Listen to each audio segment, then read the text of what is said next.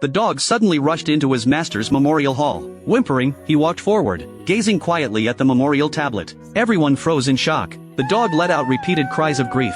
Even the widow couldn't hold back her tears. At dawn the next day, relatives lifted the coffin into the car to depart. The dog broke free from its chain, and sprinted after the hearse, chasing it madly down the road. Hachikō had been cherished by the professor since he was a pup. Even when he chewed up the lady's flowers, the professor defended him. Every evening when the professor returned from work, Hachikō would be the first to rush forward, leaping into his arms. The professor would hold him like a child on his shoulder, and whenever he asked if Hachikō had missed him, the dog would lick his face affectionately. As he grew, Hachikō formed a habit. Each morning, he escorted the professor to the train station, watching until he entered the platform. The professor, reluctant to part, always turned back for one last glance. Afterward, Hachikō would head home alone. By evening, he was back at the station on time, waiting at the exit until his master appeared. Each day, the professor patted his head lovingly, and they walked home together. Through wind, rain, snow, or blazing sun, Hachikō never missed a day. One night, a sudden storm broke out. Even in his kennel, Hachikō was drenched. The professor braved the rain,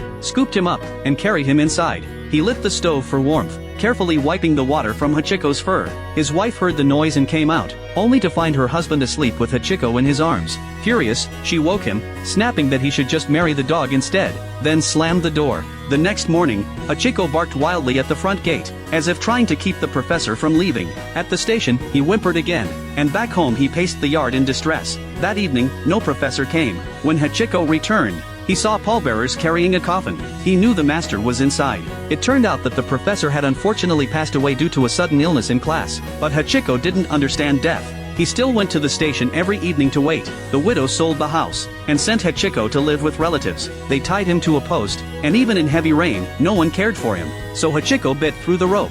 From then on he became a stray dog. Yet still, every day, he went to the station at the same time, waiting for the man who would never return. A reporter, moved by his devotion, shared Hachikō's story in the papers. The widow came back, hoping to care for him, but Hachikō avoided her, fearing she would abandon him again. Years passed, and Hachikō grew old. No matter how people tried to coax him, he refused to leave. On a snowy night, weakened and lonely, his longing for his master overwhelmed him. With the last of his strength, he howled endlessly at the station. In that moment, it was as if he sought his beloved professor again, reliving their happiest days together. At last, Hachikō and his master would reunite in heaven, to continue the story left unfinished.